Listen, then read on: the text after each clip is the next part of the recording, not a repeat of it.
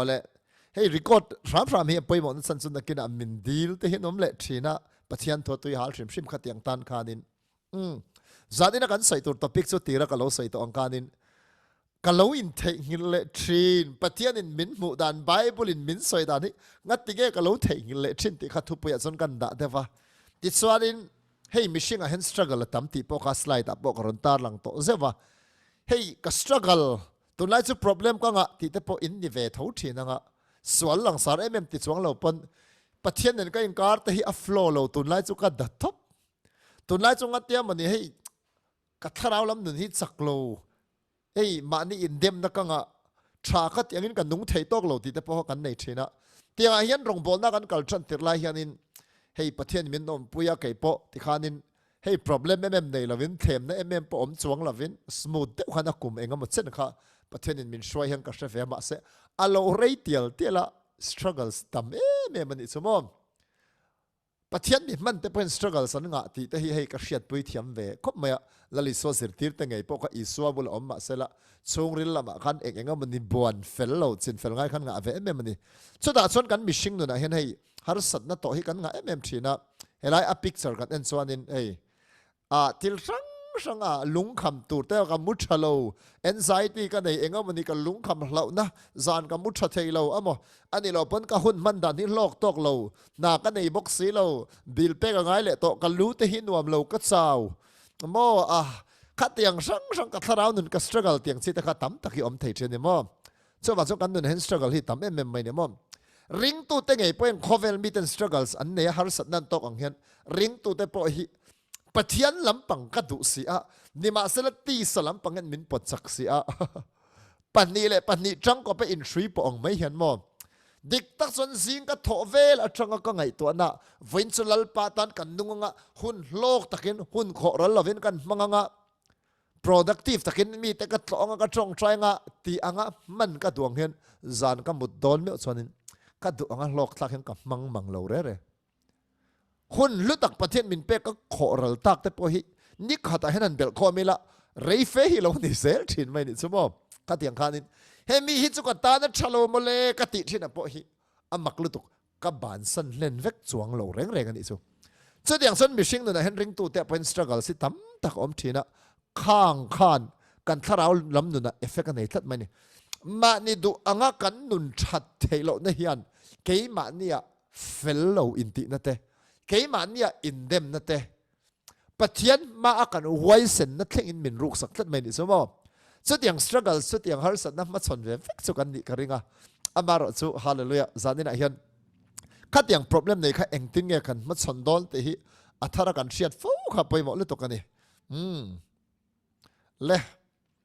ka piang thar to reng si amma se pian thar chu ka piang thar chiang to lo ma se swal kan na yan pathian ne na kain kar ti boy tu sin swali kan na struggle kan la fight chang pe chan min del rita min del chawa kami khan kan kal zel tu ra te kha min ti khai la ka min ti thon op em thina enge a problem ni ta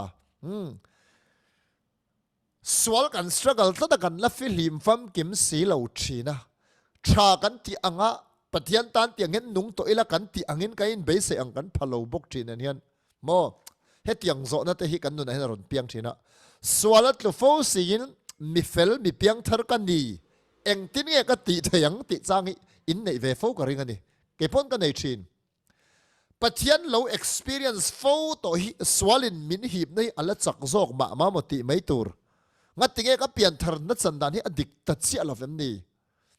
lalpa itong lo ti don sela ka tong fo sia testimony ngai dam deu po ka nei tho sia pathian that zia ka lo tong siang a tinge swal het min la hip em thole ka pian thar dan hen dik chi lo oma man le o ti ngai to da chang ril ron zo na ron pian chang te pom thina tina dot le chon pathian hi du na tak ka nei tok lo mi du tak hi chu ka du male ma se nga tinge pathian hi ka du viau thei chuan lo le mo ama hi chu a chil tu ri chu ka ni mole ka ta ni na thasia ngatinge pathian ni ka chil thailo mishing ang mai ni lo ti po ko sia athu ka chiar pon ngatinge pathian ni ka van du le thailo rong bol na a pathian nung sin ka kal a kumalo liam zela amma him mangai tel tel om tak kan la sak thin thin khada phei chuanin man a hin tu na ka mangai zok se ti hi tu na ain ba na ka mangai zok se ti a sak te hi kan nun en hi chon ain me zok ma lo mo ti tur te hi ani chang om thin ni chumom chu tiang chu kei pon ka struggle thin nang ni pon chu tiang chu in struggle ve thin tho ka ring hei hi Christian nu na chuna om fo thin mai ni chu ba aya iso mangai tial tial ta hi engzang e omang le o ti tamo chu tiang chon kan nu ni an boy ve de rup rup thina ti chuanin kan siat thar ngai chu tiang din mun har sa na kan lo tok ve tho ni chuanin kan siat ta na poimo then khat good news alomom lampang kan siat tur poimo lutuk chu khatiang har sa na kan nei chuan kan feelings kan emotions hian voi tam tak min bum thin Bible hian eng tin nge min soi ti hretura pathian tu hi kan zon chwa non fo ngai thina khatiang kan saklo ne keima ne weakness lo om thin te awang khan kanin mu da na hi pathian min thlir da ne na loin min lo thina chutianga tak chuanin kan in mu thin dan hian tu na khovel kan ma chon dan thutluk na kan siam dan te she om kan ti dan te ol sam kan ti dan te kan in mu dan na sil hle ni hei kan ron soi kai thui de do na nga ama sabera chuan kan feeling sian voi tam tak min bom thin te hi tang puin pathian in ring tu te akhongai na chandam na te tharau min han hriat fia tira pian tharna kan han changa chu mai ba ka tharau thiang lim experience tharau thiang lim ne na in fellowship na in pol na kan han chan than tir la hian atlang puin pathian thu Bible in aziak ti ayin ka experience lalpan min khoya ka trap top thailafa zan kambu po pathian mangai na salut tuki ka thang har zela lalpa ka mangai che ka tia ka zing thove po mit tuinen lalpa ivan chatin ka thova ti ang chi hi atlang puin bultran nan kan mang de zok tin mo chuta tak chuan pathian hian tharawa a fashin chan tir te hi no sen ang de lek mai hianin feelings le emotions hian min thuam na sani so mo lim na thamwan na lom na mo phur na khatiang an min thuam na sa em thina chutia ang keima nia min han lo khata nuam kan ti me tu dang ma kan od lawa kan nei sun lali so hen kan lung oi me ma chutia anga min lo chon khovel dang mo thil dang tu ma dang kan ma mo lo lalpan min mangai big ti hi kan ka atanga chuak kan testimony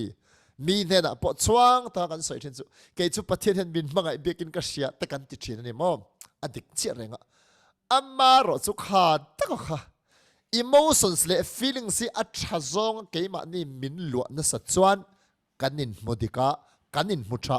mishing mit muwa kan huai sena ma ni kan ni pon kan konfia lalpa ma po kan huai sen thin tharawin min pola min lo kha che chon kan o te hi sakei bak nei ang mai ha humang mai na huai sen thin tharaw thiang lima kan kha chon setan na do dal te nom setan kalboro han te nom te omai nia amma ro su khati anga emotions le feelings tha ang chi te eng tinamoni an lo bo zo ta ka kan nu na pathian in min han rual chhota a keima ni chaklo na wang te kan chunga thil thang ten azir lo afanga lom na aya lungai na te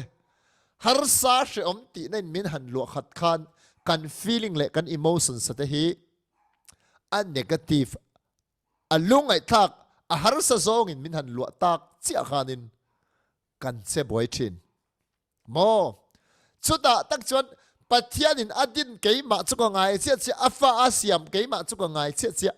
ma se ka feeling le ka emotions ka in kai shwai tir than lutuk chuan emotions le feelings si a thalo zonga kan du ang nilo alungai thak zong mo ahu pur alau thong le a che zonga ma ni in mo nen min lu chuan eng ma ni talo cheta anga in pom chuti anga ma ni in mu a feeling le emotions he in bom tira ol tuk mai ni mo robol tu pakhat Andrew me ka hi pathian in mana a khoi chan tir lai chuanin pathian mangai na hin na salut tukin experience at thathum thali vela ti mai ka sia a reizong ka chiang to lawa pathian mangai na hin min han luwa khat na salut tuk chu zan khata hen dar kar khat ai re hit thum khata dar kar khat ai re ka mu hil thailo ti pathian om puina na salut tuk kha mase enga ma online kha feeling le emotions lak bawan om chi mai chu pathian hen min kal santa ang thapin ka nga ya ti ka mang ang embe mati amaro chu ta chon Vietnam a si pai nan tir ta kan feeling le emotions eng ma om to si lo kar khan ni khata dar kar som pariat te dar kar som paruk te bible kan chiar tak tak mai chu feeling le emotions ni lawin pathian thu taka hian tunge kan ni enge thil ni na dik tak pathian in man turin foundation min nei tirati kan chiar tak tak mai chu ta chun kan nun kha pathian hei level sang so ka min tha ka telam a chan chumo kam mi fel chu feeling le emotion sa in ngata ngati lawa rin na in anung ngati tlat mai ni hallelujah bible asoi top rin thei na a sak taka kal nget taka ding thei chu ni la kan boy lo tur amaro chu ke ma fo tiamin rong bol tu a unaw tam tak te po hi voi tam tak hi kan feeling le kan emotion sian min ti boy china hemi hi pathian in nasa taka man ruwa a man thei rualin sedan ampon a chelam pang feeling le emotion sa hi pathiana kan ni na hlutak ngai renga kha mu thei lo turin chetavek data base tur nei to lo ang main su feeling le emotion su kanin bum tir thei ni mo pai mo ve hela hi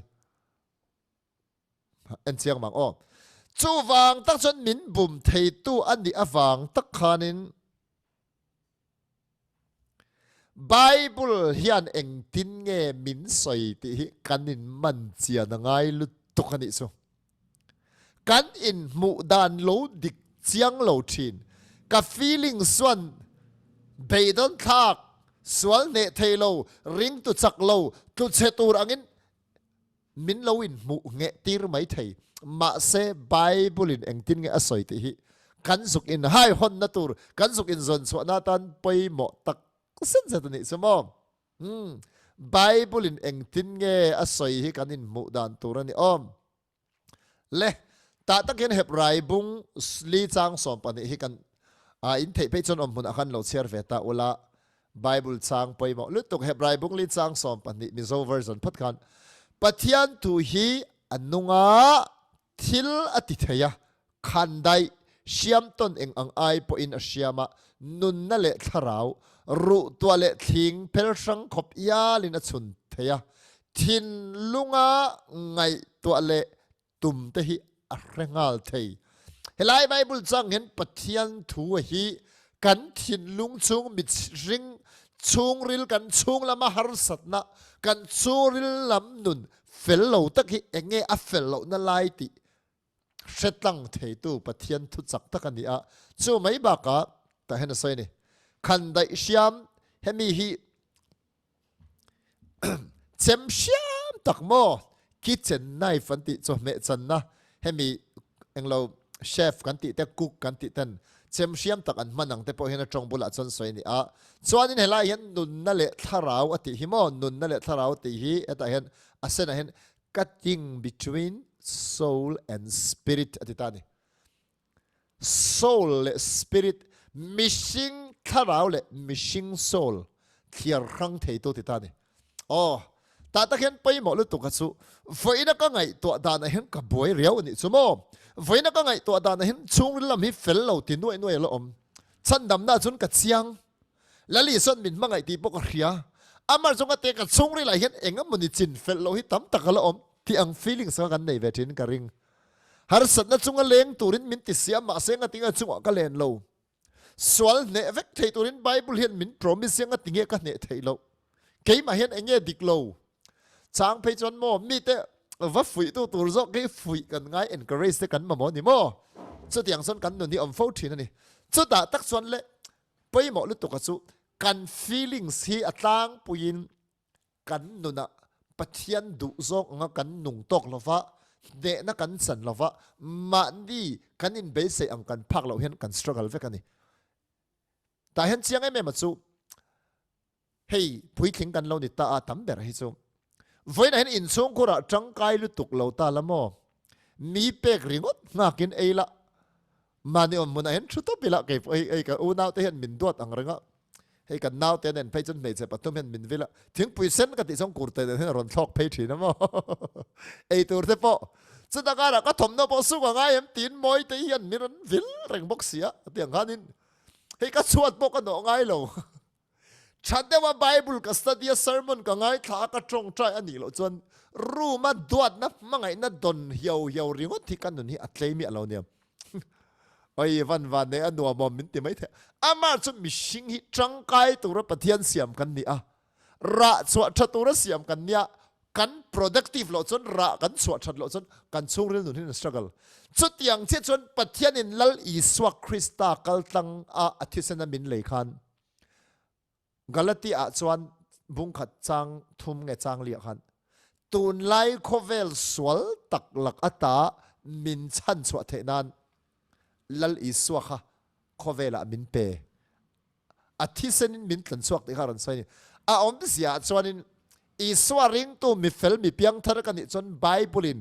khovel swal na ne na in chen sang feka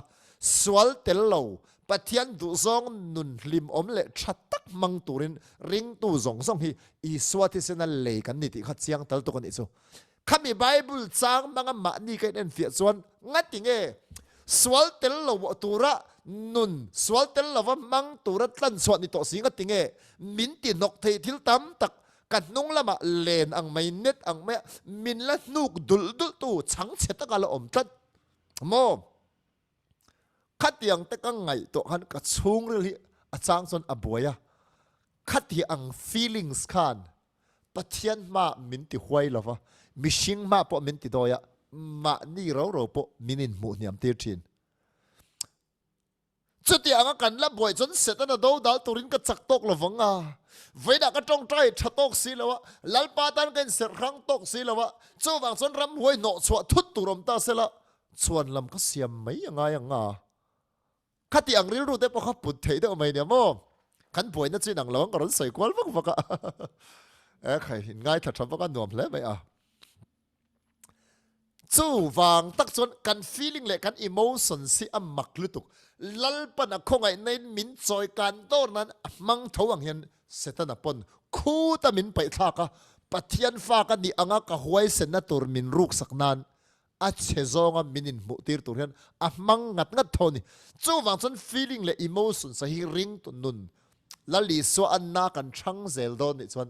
in nga nan atlak lo bible in engtin nge asoi ti hi kan sia tangai ni chu da ta chun kan pathian thu lo hlut zia mai hi chu chung ril nu na iswa ring to tiu si buai na la nei ngati nge o ti anga kan nun le thin pola pon rom bung sari soyang khan thil thati chu ka du male thil swal ti chu ka du lo male ma se ka ti du lo zo ka ban le thina ti tura ka in be sei thazok si ka ti le lo thin hi ngati nge mon le ati ang mai kha kan ni thina chuta tak son chutyang churil lama la fel le thailo chin fel na tan chon hemi bible tel lo hin a thailo a chana chu I tharau le I ril ru I so la om kha ron thiar ranga I buai na nok tak I churil nu na I buai ruk na ching fel thei tu chu tharau ngul na manga soi pathian thu hi khan dai sia manga ni a nun na le tharau tian mi zo bible soi kha I spirit I tharau le I soul I ril ru thiar rang thei kho pa siam tha ania chu wa chon bible hian I buai na ching fel tor chon bible atang hen eng tin nge ti hi I in mu fi ngai chu wa chon vai tam tak chu ente bible kan hriat thiam na kan nei pun lo chon ka feel good ma chu tong trai ram mu ta ngai thin ka va trong trai chianga kan beanga midang bula ko ama min ngai sang de bula chon ka feel good anga min ngai sang lem loi khovelan tam jok box ya chutiang bula chon ka feel good lo lenga ka boy na ngai te bok ha ron chuak le don ni mana thara boka kha liam laya pathian in min man laya min mer ya tu te bula chon va kala min lo ngai sang veu mai thei to nuwa a ka fel lo zia min mu jang tu te bula chon ti khanin ei ka down le mai thei ขัดเตียงะมินซอยกางะมินปดทัดตู้เต้ไม่มินซอยกันเลยมินปดทักนะกันบวยเราเทนตุระตานินปะเทียนถูฮีกันบวยนัดสิงเฟลตุระกันชงริลเบอร์เขียรังเทตู้อมสุนันนิติคารันไซนิมอมลัลปาฟักนอมรเสทูวางปนลัลปาจอยไม่นอมรเสอดเละกายังเละตาเฮียนินกันใส่ตูกันใส่ฉนังเละเฮลัยไบเบิลจังอีไปหมดตักอุสินเสตาแต่ส่วนนี้เทสโลนิกาทนนี่ทนขัดบุงอาจังสมนี่เลยปฐุมมีฮิกันใส่ฟ้าตาเฮ้ยฮิเอ็นตินันปุจอนฮัลโหลนี่ตาเสละมิงพอสมเมงเฮ้ยฮิอัตตักซาอันดีอัตตักสลันดานะสุดาร์ทลังเอ็งหุ่นไลปนอาเวนเอ็นนังก็สมเมจินเมเล่ไม่อันวัติเทนี่อันนี้เราปนใครที่เมกกระดำเรากันนั่งเรียวไม่ก็ตักษานะชูไม่แต่พอตักษาส่วนติดเชื้อนี่ส่วนนี้เฮกันเรื่องรัวเป็นฮิตโซลที่กันใส่ส่วนนี้ตานี่อะไรมีเฮียสตรักเกิลเบลเฮียตุยเฮอร์โฮนับไปเปลี่ยนมอมgreater water scheme ที่ยังตุยขวานนั่นเลียนมอเต็งกิเลียนไอ้โซลซ้อมตุไปก็มีแค่เฮอร์โฮนับตัวมันยังส่วนบางส่วนอธินเตออุรามะเตขาอาริลรูเตหะอังโมเฮมีตักให้กัน emotions และ feelings สมนาเนี่ยอามาเราสุอีสวาริงตูเตซงส่งสวยอะไรฮีอันเล่มีเฟียตบเอ็นโดรเมกตเสียมันเนี่ยมั้งอัทราไว้จู่เอ็นเตมังไงในนักขัดอัทมวงอันลิเมมาโมแต่กันมีเตอชัตยาเมมาทิลติเทนันในบุกันนี่มั้งนี่มาสละa feeling และ emotions สุอาริลรู้อมาสิริยานินอามาฮีบุจอนฮีบวยตัดนี่สู้เฮ้ยกัดdepress มีกับเอโลขัดที่อังเวลบอร์กันอัฟลักช่วยที่อัดจางินอัดดาวน์อัดจางินลิเมมันลิมโอเวอร์อันนู้นก็ดาวน์โอเวอร์เลทินขัดที่อังอัฟังกันมีเพียงทาร์ดิกตักตัวมานี่เสละอันนู้นหิ้งเห็ดไทยโลนี่ที่อังซีมีทำตักขนมตัดไม่เนี่ยมั้งแคมปิ้งน่ะลิมส่วนลิมบุษวกลามาช่วยดักเลยส่วนดัดเซเบอร์อังซีมั้งอันนี้เราเป็นจอมมาละมาจนใครอากาปอจนนี่ละมินเสละวังตายละมารอจนเบียกนอนจนนินโมใครกับปูคงไอ้ตะกินมินเสละละติง่ายอังซีเดียวจนอย่างนั้นปอสุให้กันนี่เวฟอชินะตาตักส่วนไปหมดตุกสู้ให้กันเชียตูร์กันตักซาเฮียนนาอตัวร์ส่วนกันตักซาเฮียนสวลอติส่วนกันตักซาเฮียนปะเทียนดูโลโซงอติส่วนกันริลรูนักกันโซละเฮียนินอินเดมนั่นเตอินมุดานดิกเราให้รอนเปียงงาลเทียนนี่มาเสร็จสติไล่ส่งส่งอาจารย์กันเชียตูไปหมดลุตักซูเกี่ยมานี่ตักสุดทาราวให้ไล่ให้อาการสักการันตีเบียนนะคะเกี่ยมานี่ตักสุดทาราวกันนี่กันริลรูดาวน์เบอร์ไลปอกันปะเทียนินตุงเงกันนี่ที่มินนมุสักนั่นซูเฮกันทาราวนี่นะเฮนี่เท่าให้ไล่กันโซเละกันริลรูเละมีกันทาราวอินการ์ฮีอะไรฮีไบเบิลอมินเหมือนมอบให้ไบเบิลส่วนกันริลรัวอินเดมนั่นแต่กันอินมุสักโลนั่นแต่เฟลโลกันอินตินั่นแต่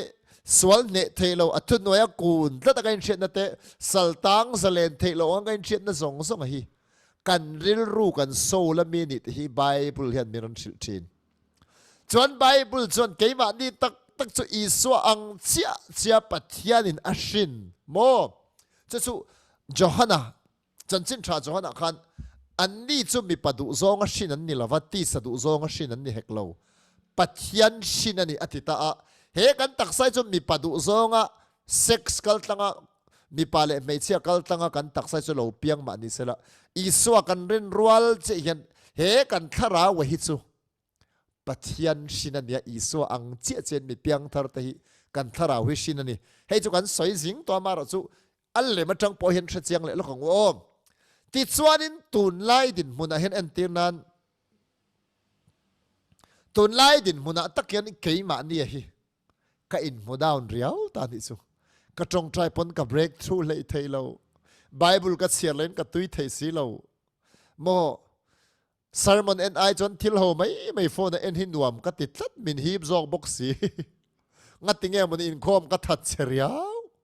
cái mà rau cho cái đủ lúc tôi có wait cái gain sắc lệ tổ xía xong ngày hít trà một lần đi thum ngày cái thum mà sen đi khát lệ chân về cái break zel khát tiếng về cái in base ang cái tị tóc lâu vàng cái chung đi lại hen xe mà nia nuông lâu hi tất mấy số mồm số vàng tắc xuân khát tiếng lại mẹ khanin cái mà ni Bible trong cái en phía đón xuân pathian thủ xuân cần thà ráo nị này cần nị nó tắc lệ cần feelings ai po ngật zok lal iswa zara ding reng achanga niam ve lo tur chu Bible in kan ni na asoi hi kan thà ráo nị này ni kan taksa cho hi alema khan lo enta ula dar thalanga kanin mu'a tunge kan ni hi kan ring hlel lo dar thalanga kan cher viau chen oi tum lai chu thil ka e thalo kan te kain pom mai kan mai lo bal ni chon amidang mai ni hi kan ti lo kain pom mai chu tiang che chon kan tharau mi ta kan mu thei si lo va mu na dar thalang chu hei Bible ani Bible pathian in min soi da nang hi kan tharau ni na chon ya chu wang chon kan oi mai tur ani chu wang chon ril ru down zong te zanin a hian poimo lu to ka chu hallelujah kan down na min chok thau tura tu te mani trong ka ma min fak na min fui phur na ke ma nia pathiana chak anga ka in ria thleng va trong trai bo thalu to ke mo ka emotions ron khoi khopa pathian va pol bo thavek amar chu ai bo rin tlak jok chu Bible in azi ang chi che hi kan di na ni hey Joel osin ate ko ran an Sunday service a hianin hey hi ka Bible ni a inni minti chu kan ni na ni a in nei minti chu kan nei a iti thei minti chu ka ti thei ni mo chu wa chun Bible in a soi chu ka ring hlel don lo ka ring that don tiang si ten soi thina kha a lo poi mo lu to kan ni chu a chan chu ring to na pui thlin nak ngong kan pan don chon feeling le emotion chu a tha zonga pathian in lim na thamon na stak min pek le a lo mom top chu tiang bo ro ka om mi lo pon boi chuang lo thei tur khopa Bible in kan ni na asoi kan ni na ni thau thau mo ka feeling swan chak lo viau angin ma ni kain mu mai thei ma se eng tinge Bible soi chak lo chuan ka chak ti ro se hallelujah poi mo lu to khai hinia ka feeling swan chak lo in ti mai thei ma se ka tharau ni na tak taka chuan in chak kan ni tlat mai ni chu ta chuan in soi tur poi mo lu tuk chu ke ma ni hian ti sami zia o ma hi hei chung ngor example kan lok nga ole ke ma ni ti sa zia la om hi chang chon rin la rap thak thei ro pui boi thak ma ni chu om pe chon min za lo top min mei ven tu ron nom chon bi ru dai in ra thiam ngo tang kan ti sa na hi so da tak chuan in ento mo chak hei ta hi ti sa na pathian kal zong lo om ta ni he mi hian phone khoi chak zok na bathroom in thiar don lek pon phone tel lova in thiar thei to ngai lo ang khopa chu tiang so lo ni ta ni chuan in Bible han share keu ai chuan in YouTube vela han lu a Facebook amo Instagram vela mo ka tiang scroll mai kha an na lo top a she om lo bok kat yang kha rei tak khoi chak tir min du ta ti chuan za na mut main dar kar khatal trong train pathian kan pol teng ti lai kan lo khoi lak lo ta chu da chuan in she om in ti to kin dar kar ni nu vela trong trai kan tum le mut lo chuak le tran to lo tai to ang reng si zinga tho ma ngai do phei chuan lalpa po ni sela kamu phot meng zing tho ma ngai tia minute sari po trong trai pe to manglo mo khat yang kan ei ke ma ni kham min ti down thei thil om no cho hei ring to no ne ka soi hi mo in thra thiam ve ngo tang chu ta tak chon poi mo lu tu ka su atu ka thu soi ngai atu ka midang ne na trong trai ngai atu ka ei enga mani thil poi mo ti ngai oi di za na ka loin tha da sia ni za na ka du angin pathian ka pol thabok si lova mo khát yang huna takhan poi mo lut tu ka sumo hallelujah i feeling le emotion son rong bol tak point ni chuang lo ron ti don che ma se ta takhianin keima tak chu tharau kan nia ka tharau hian englai po in hallelujah pathian rong bol tua englai po in lali swa hi ka tharau fel na ni a in tha da ka soi moi lam ni lo ni o ti chuanin ti khan vi kan lo manga zan lo ni le ta entinan me zan ni hun ola nia du to ka phone khoi hun ta tak chuanin hei bok hi ron chuak le chan ta ni chomo zanin cho o min khoi le fe nga yang zanin chomo ron ti le mai thei ta taken kan nu na kan ti sa na kan lo ne lo lak lo chana kar khatte mo kar ni te mo kan ti sa na ina min lo control zok yanin rin ain kanin mu down the ni o so da kanin mu down viau chon poi mo lu tuk sunga tinge ka indiscipline thailo tiang em hen ni mo ma ni ka in thunun thailo tiang em hen ni mo ma ni thatiang po kan nun thailo tia be don nari ru te ron thong du thin chuta tak son poi mo lu tuk su hallelujah keima ti sa ka feelings le emotions ayan pathian tuin asoi ka tharau ni na hi adik zo ka in ha na turani a chu wang chuan bible in ni min ti chu kan ni na ni tho tho ka feeling le emotion son tu na chu ka dat tap ka in tha da lutuk mo ti ang song han ka loin mo mai thei ma se poi mo lutuk ka chu hallelujah ka tharau chu wa hian tharau thiang lim le athil ti the na pathian in min da saka hi englai po ka du ani phot chuan ka ti sa na keima a them na mo keima a pathian laka min ron pot la tu reng ne vek thei tur khopa chak na chu ka tharawa pathian in ada to min thuam sa ti hi bible kan en chona fia lu to kani lalpa fakinom ro se alem ha ron tilang non le lok teng ta khan mom hey karil ro chon struggle mai thei ma se bible nakina bible sang karon da lang deu teu do na helaya hianin hey kar sar khain monga ta hianin ka tharawa chuan pathian fa soi selbo ka ni ba ka tharau thiang limi ka tharawa chenga chu keima ti sa na ne turin pathian thil ti theina chu achak tok lu tu kan ti hi entinan mai chaklo na kan lo nei ta hlom ani chu lalpa he ka weakness he ka chaklo na hi khongai takin ne thei turin nang man min chan puilul ro itel lo chuan lalpa ka ne thei lo min chan pui ro tia trong trai ka tum hian mo tia trong trai ka tum hian pathian tu ka hriat thiam na kal tangin kha ka har san na ne thei tur khan lal i swa ka rin tir ni tang khan ka tharawa power chaklutuk pathianin ada sa dai to ti ka hretlat bible tangin an man thiamem ka sainan ne ang lalpa nga tinge hi thasi lawa nga tinge ka ban san theilo ne turin khongai tangin min puiro lalpa ka chaklo tia vacha po tum mai la bible hriat thiam na tangin khami ne thei tura chak na kha i tharawa ka da sa dai to mang chuak la ne tu ni sa turin din mun thazoka ne tu ni tura din mun thazoka ka da che ti hi pathianin bible train min thil to chu wa chon ne tu ni ka du chon englai pon zanina hian kan chaklo na te ne tur hian pathian hian tharau thiang lim le a power ke ma ni min pesa to chu wa chon trong trai dan ki ten thak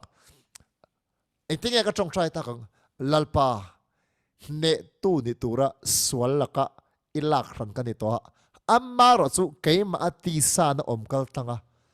swal them tu te it angala lang zong hi swal huat na keima tipung la swal ten na keima min shet tharti la swal ten theina swal huat theina nangma thina min ti pun sakro swal hi kan huat phot chon atne na tur khop swal chunga leng ni thei tur khopa thil ti the nei pathian min thuam na sal to kan ni mom chuanin le kan chaklo na entinan ka tong try tam tok si lova bible ka study tam tok si lova ti khan bible study tura min ti chang tu ain min ti down to ni chon swal man ro ni ve thaya amar chu min ti chang tu ani kha pai mo ta tak son pai mo lu to ka chu hallelujah pai mo ta chu ngor olem karon tilang lang krista kan identity shiat pai mo zi karon sei ta de kol to ni somam hei hi entir na la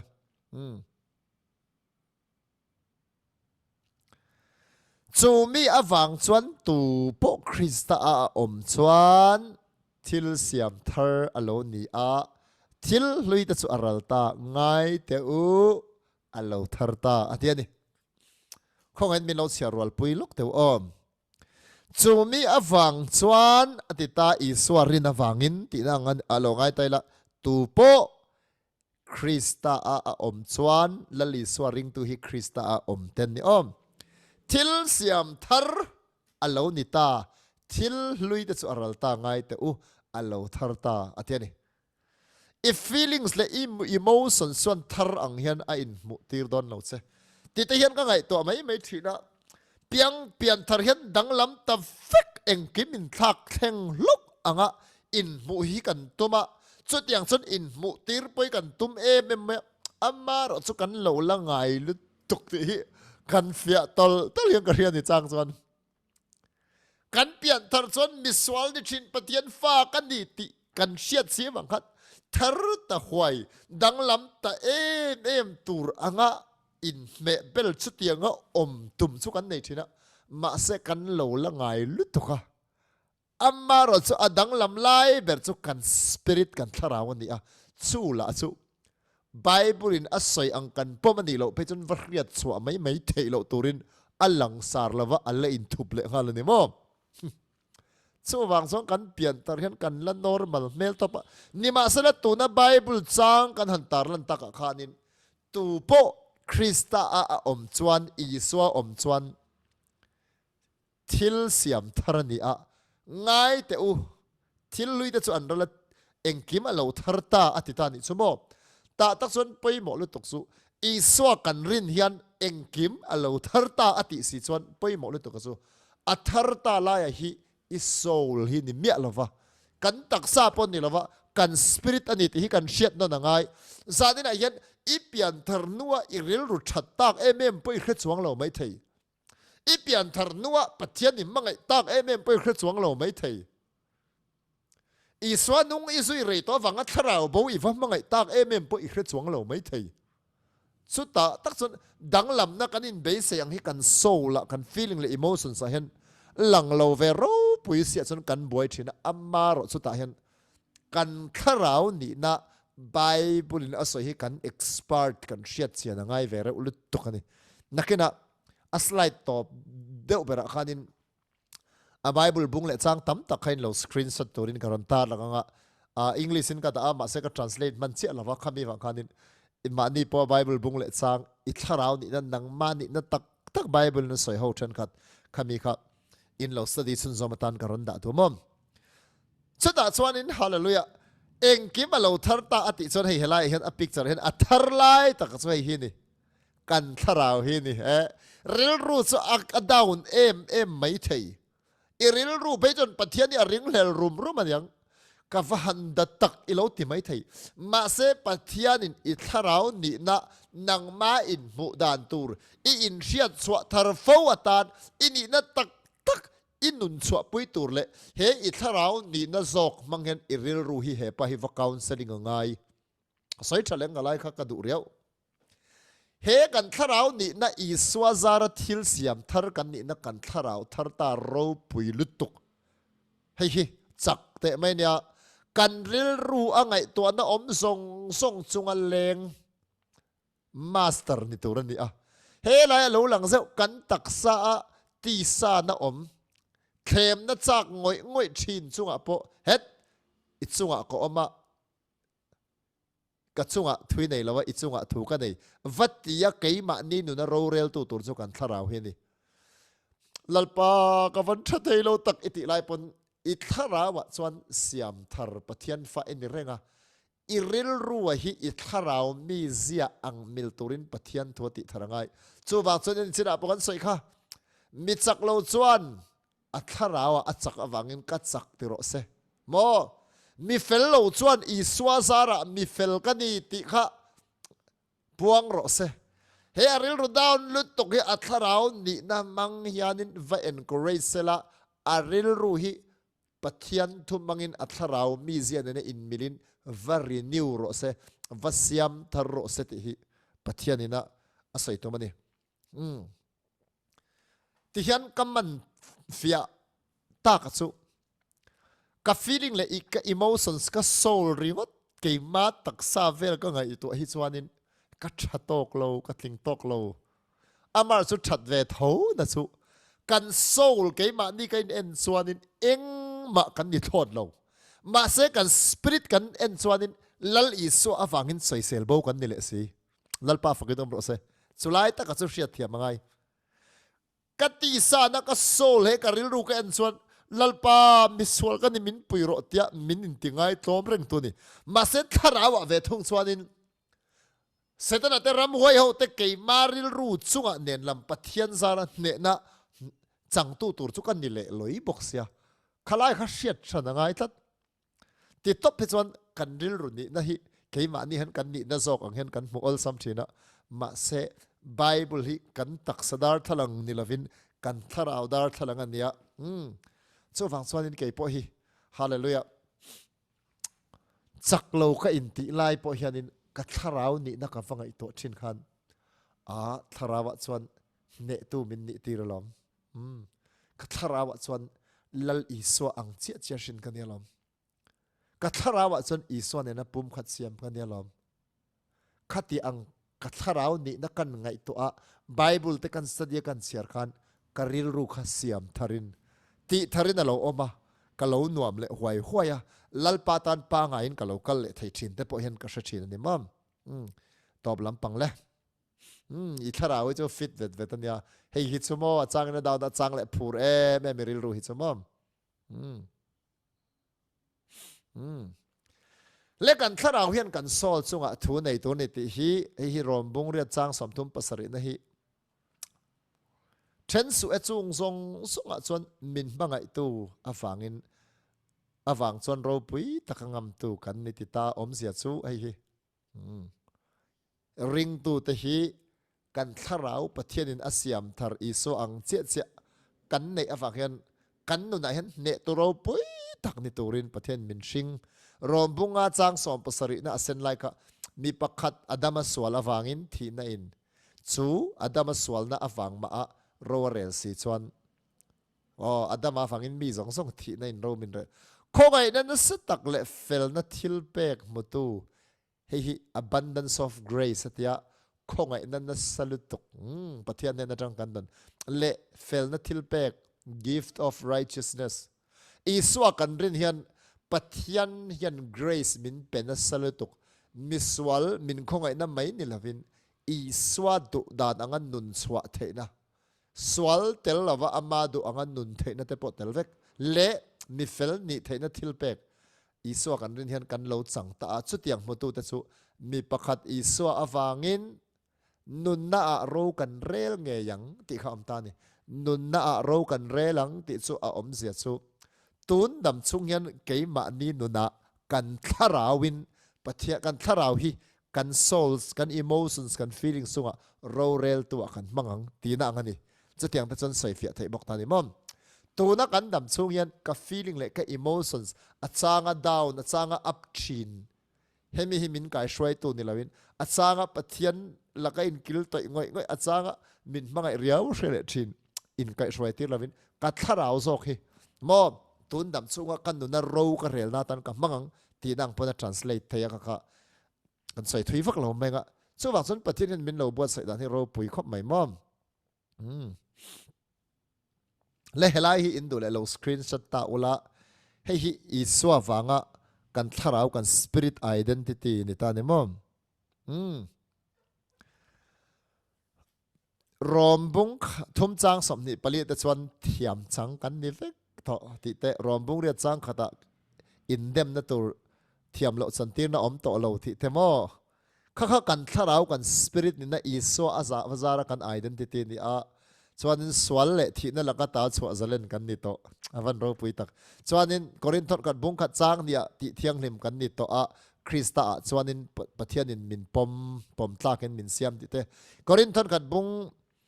khat chang som thuma chuanin pathian iswa กันอิสวาคริสต์จนมีเฟลเลเทียงลิมกันนี่ติเตชวนินทอเลนะคุณตาณตินุนกันนี่ดอนติกอรินทอนขัดบุงสอมปงาจางสอมนิปนิเตจนกอรินทอนนิบุงงาจางสอมปัสริยทิลเสียมทาร์กันนี่ต่อเตจนกอรินทอนนิบุงงาจางสอมนิปกตาจนปัทยันเฟลนะกันดงติเตมอมีเฟลนี่นะจนกอเลติยบุงนี่จางสอมนิปริยตจวนินอิสวาคริสต์จวนินมีสองเน้นปุ่ม we are one in Christ with all other believers ริงตัวดังเต้นคริสต์จวนินปุ่มขัดกันนิติแต่มอมจวนินเอฟเอสซีบุ้งขัดจางทุมาจวนินข้าเราละมัลสอมสักนะสงมัลสอมนะเป็กโตกันนี่จุดข้าเราข้อเวลากันตานอมโตสาธิตเอฟเอสซีบุ้งขัดจางเลียจนเทียงเลียมเละสวยเซลเบลกันนี่เอฟเอสซีบุ้งขัดจางจางรุกจวนินปัทยานินอัฟฟาอ่ะ adoptลลิสวาอังเจียเจียเราฉันอเปกตัวรัตกันนิติข้าอินเสียงบอกเราปุยแต่ไม่เนี่ยเอฟซีบุ้งกัดจางสริยจานินกันสวลเตลากบอกว่าอินสวลไงดำนะในกันนิตมอกันสวลเตไงดำนิตฮาเลลูยาจนอิสวาคริสต์ทุนในน่ะใครมันนี่ช่วยลูกกันเนี่ยเอฟซีบุ้งกัดจางสอมเอฟซีบุ้งนี่จางรุกจานินฮาเลลูยาข้าเราเที่ยงลิมินปะเทียนตากันนี่อ่างชินเสียสิลกันนี่มั้งจนเอฟซีบุ้งกัดจางสอนปฐุมจวนินอิสวาคริสต์รูปุยนะอมน้ำมุนักนี่ปะให้ชุดตีร์กันนี่วันมุนักแต่เขียนมั้งข้าสวยตาเอฟซีบุ้งนี่จางสอนจวนินปัจจัยกุศลรูปุยเบอร์แต่กันนี่จวนินเอฟซีบุ้งนี่จางสอนปฐุมจวนินปัจจัยเนี่ยนักไอ้มันฮิชวยนายกันนี่ต่อฮาเลลูยารูปุยแต่ไม่เนี่ยละตั้มหิกันติดชีนะปัจจัยนี้จวนินปัทยันมัลสมนะส่งทุติยมเตอิสวาคริสต์กัลตังะทุติยมจุเปกกันนี่ติเตอวันชัตักจวนนินปัทยันมาอาเจนจิลน่าเห็นหวยเส้นตักเลซาเลนตักินอัมมาอาซาระกันลุดเทกันกัลเทมอเอฟซีบุงงาจังสมนิปกวาจังสมทุมาจวนนินเกยมานี่ฮิคริสต์ตักซาอากรันเตกันนี่บอกอามาเน้นจอมทัดกอลซาบุงนี่จังสมมาอิสวาจวนติฟัมคิมกันนี่ต่อติเตจวนนินกอลซาบงนิจังสอมปะขัดชวนิน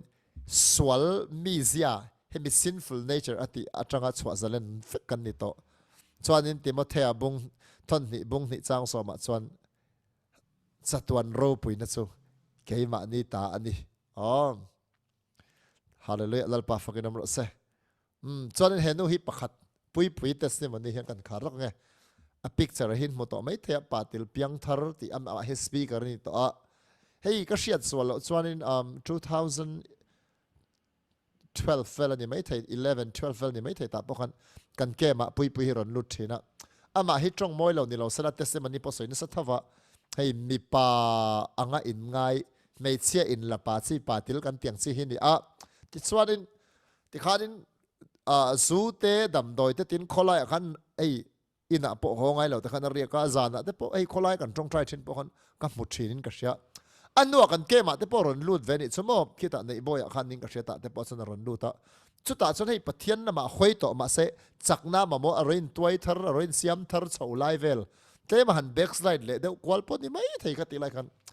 ติดสวานินมาค่ะไอ้ละป่าขบไม่มาค่ะให้อันนูเราตุ๊บไม่เนี่ยซูให้อดารามาแบงพวกนั้นเทียนป้าติไม่อลจอกตัวซีเห็นเนี่ยมั้งมาค่ะปุยส่วนนี้ไงไม่เสียที่ส่วนนุปุยปลีในต่อประคัดบอกกันนั่นในแล้วเนี่ยมั้งปลีมินในขัดตอนนี้จะมาค่ะก็อย่างกันนี่นุปุยแต่บอกปลีไลในตอนนี้นิมาสละลลอิสวาคริสต์ฉันนำนั่นแต่ปัจจัยทุตักแต่อามันอาเชียเทียมเฉาเซลฟังกันนี่อิสวาริงะอภิยังทาร์ตานี่จนอันนี้ตันไปจนโมฮาเลลูยาไปหมอลุตุกัสุเฮ้ยอาริงตัวนี้ practical ดีกันนี่สุอันเพียงทาร์เวสีไอ้คอมโดนะไม่ใช่ทอมโนประคัดมาแล้วในสีเราไม่ใช่นิเวศที่คนในคอมตั้งจนมิโซ society เห็นหนุ่มเนี่ยเราเนี่ยมั้งก็แต่ส่วนนี้ที่คนเนี่ยเป็นคอมฉะนั้นฮาร์ซาแม่จะให้จงบ่อยเราเนี่ยสิปาติลเพียงทาร์เดปอยปวนบีไงเราเรื่อยตุกุมตั้มตักปวนละบีไงเราปวนหันบีทุบไม่จะเอ็นเตนั้นแกฮีอินคอมตัวรินปนเฟนอะไรไฮฮิลเนี่ย กันเบียกนะจันมาริเบียกนั้นลุดเจ็กโดนตาจุนี่ละใครอันนวมโลเวียวังขัดเตียงเดียวไม่ขันปวนบีขันนั้นขอร์ตัดมอข้างริงอดแต่ข้าอัตานจนหาร์สตีนก็ต่างมอไม่เชียนนี่เร่งสิข้ามีป่าอ่างอินเชียนนักกุมตั้มตักลงเงตโตลุตุขันมออาเชียนที่เป็นบรอหันตีไม่เท่นี่มอขัดเตียงidentity ดิกตักไม่เชียอันนี้นะอ่างนุนชวกตุขันกุมตั้มตัก struggle เวทเท่านี้จูมอฮาเลลูยากันชัดเทียมตัวอามาร์สูปุยข้า identity ดิกตักสูมีปานนี่แล้วว่าไม่เชียนี่มาเสีย identity นี่สิโลขัน lifestyle รีตักอารมณ์ชันหรือตัวกฟังขันอามานี่นะดิกตักอังนุนชวกตัวขันอาริลรัว fight เลย struggle ละงะมาเสียไม่เชียกันเนี่ยจู่ฟังชนเทียมเราขอเล่ไม่ละปะเทียนเบตัวก็กัลชวนนี่เบียกินก็กัลนี่ชวนปวนก็บีเงยตัวนี่ที่ไว้เอ็งสังเงดาร์ทลังบ้าลายเลยจักจุงินอันบีทิ้งโอ้ยก็มันบีมวยเราเอ็งทิ้งเงินหมวงเดี๋ยวจนอันกัลเวลตัวแต่ข้าใจเราอินติน่ะส่งเด่นไว้จะตั้มตักฮีอันนี้น่ะดิกตักอ่างนุ่งสวกตัวขันอัฟไฟที่น่ะ struggle เช่นนี้จู่ไม่บ้ากะมีสิ่งอะไรปะเทียนินอันตุยเฉาอันเตลักฮะtestimony หันสวยดอนเซนอัดจงอันละป่าเวอังเริงบอกสิโมแต่เห็นเรียนจบปกติกันเนี่ยเฮ้ยอันตันจนน่ะ practical เตะไม่เนี่ยเฮ้ยตัวเขาเลยป่าติลแคมปิ้งเฮ้ยผู้ซ้อม LPS เตะขันซ้อมอันเสียมามันอาการปะเทียนปนหน้าถกนั่นสักว่าอันซิงก็มีตัวปกติปะเทียนเขาไงนะครับมันฝุ่นลุตกแม่อามาค่ะใจเทียมถิ่นเลยค่ะแล้วมั่งส่วนนี้ไปสองเหล่าตัวหันง่ายเตยละจนปะเทียนฝักนั้นขันใจอดัวอาใจเทียมทูเนนขันอันใจตีตาจนทุมาอันเนตอยเตะให้ปะเทียนฉันเสียฮิตยาตัวอ้อเดียวขันอ้อยเกนี่อังกระซิรเทียมแล้วตัวจงฮีที่ขันตัวโตขันเนมแต่ขันอันชงอ่ะที่จนอันใจจนตีร์บอ้อขันละตัวตั้มอันนี้จะเหรอกระซิรเทียมแล้ว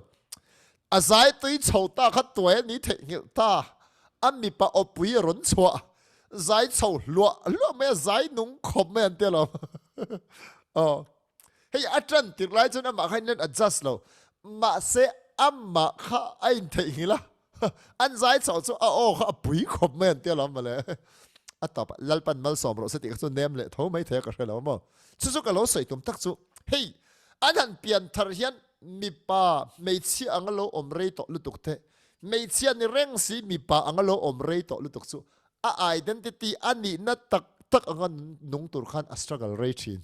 มั่งจุดยังเจ้าจนเกนี่พอฮีอีสวากันรินเฮียนมิสวลกันนี่โตละวะปะเทียนเบลมากันนี่โตละวะสวลละก็สวลบอยอมกันนี่โตเฮกโลฮาเลลูยาลัลปาฟังน้ำมันเสกัน identity ดิกตักสุอดังละก็อามาโรจูคอมเวลินะนี่ยมินลวินเชียตีร์ดานกัน feeling เลย emotions ร้อนเท่าเลยทีนินนี่เลต้าอ่ะกันนี่ไงชินนะฟังอ่ะกันนี่นะดิกตักกันเทียงเลต้าที่อมชินคริสต์กันนี่นะเทียงละให้หัวที่อมชินอ่ะตีร์เบระขานินกันสไลด์อ่ะขานินโอ้ยก็เราวินเทียงเลทีนะติค่ะอ่ะท็อปิกอ่ะกระนั้นเดี๋ยวขโมยเฮ้ยไปหมดลุตุกันเนี่ยโอ้ฮาเลลูยาเกี่ยมาไงพวกที่อาจารย์ชนมิสวลมิเฟลโลอังเห็นกันเลยมุเล่โดนทิ้งกับ emotions และ feelings เตะกับบุลมีแต่มินหูดานะฟังเห็นอามาโรสุให้กัน identity ตักสุอีสวกคริสตากันเรียนเวลกันทาราวนี่นะฮีอันนี้เรื่องฟังเห็นจู่ฟังชนเฮกันปะเทียนถูเฮียนกันโซลกันริรุอติอาเซียมทารชุนสมเรื่องไงชนปุยปะกลุ่มตั้มตักติคานินการินดานชนมีดังแต่กันไม่ใช่ทำน้อยมาบอกอินคอมนั่นตัวนั้นเตียงอ่านเตียงอ่ะกะหล่อไม่โอ้เตียงอ่ะริรู้ต่างๆสุดหล่อมฟักเมียละวังไอ้จนตีชัดป่าเดี๋ยวพวกเขาไอ้อิโมชันส่วนนั้นดูสกังจีนส์นั่นเดี๋ยวเล็กแต่ขาดูสกังสนีกเกอร์ขาดูไฮฮีลันบุลจนติร์ตูร์ไปจ้ะโอ้ยอันนี้อาซาเวงก็ตังมาเสียอติตากฟังอินอติโชว์เสละตัวนั้นจนนุละเมลชัดตักกะโลนิตานุยฮอร์จงอินอามันกอมนาปติตานิสมอเฮ้ยอันนั้นสินว่าเต้านุละเมลชัดตักกะโลนิตาที่ชวนินปวนนั้นวิอาที่การนินปวนใจตันเองไฮฮิลตันเองอามันเท่าหาสัตว์ตกตั้มตักเตจุดอย่างสันสวักชวนินคริสตาอันนี้นะ thil lui te chon ral ta ngai te alo thar ta ti ta kha ti khanin an pom chau zela tu na hen tu na takin ko ngai ronga bol chu ka shelo ama hi mi sang sang te pon an koma mi en ton tak ta ka lo sang chau ta ni chomom hallelujah chu wang chon te mo sa den hen poi mo lu tuk hallelujah ka feeling le emotion si ke man mi na in ha na na tlak lova nang ka feeling le emotions tiang khan min shil chen ma la Krista chon mi fel ka ni tho tho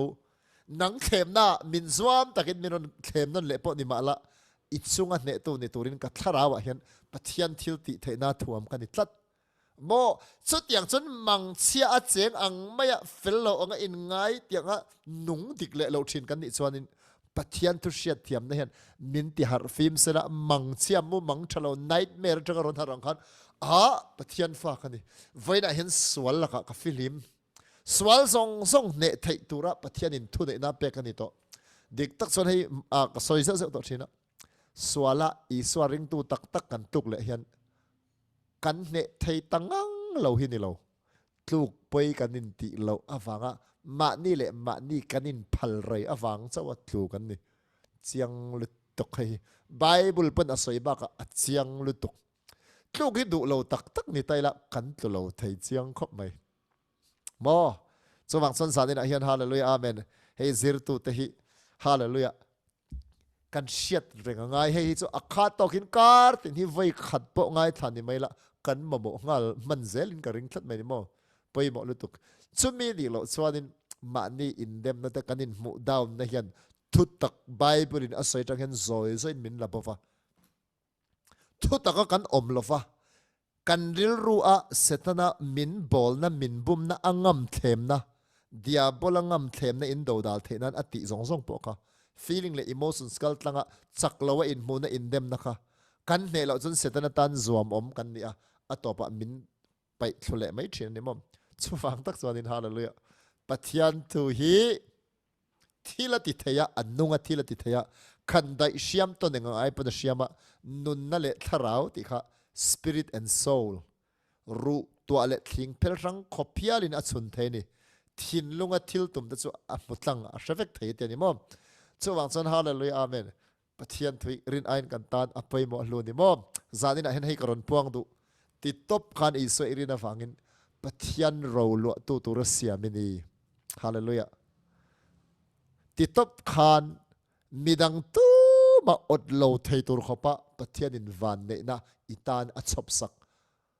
aro puina apek ma ba khini khati top khanin i lungai na le i tra na zong zong pai bo vek thei tur khopa mi van nei ni na hi bible a hian hallelujah amen hai chwa tur tam tak om renga sin hallelujah ke po kain fui ngal tlangwal van nei hi nang po nula van nei nu van nei pathloi van nei te po kan ni mai thei ka shelo nu thloi van nei nu thloi eng thol te po kan ni mai thei ka shelo i swa zara mo chuwang chan zadin a hian hallelujah amen kei ma hi tharau kan ni a pathian an pu siam kan ni mom pai mo lutuk chaklova ka in mu na ayin krista aka tharau pathian in thuam na ka mu zo khen min kai roi to ka fel lo na ain pathian khong ai nei na mi fela min siam nei kan na chon min hip lian tu ni zok chuti ang chan ni ve kan tum don ni o khati chin khan ro se lalpan na thu kan za tan mal min som sak ro se amen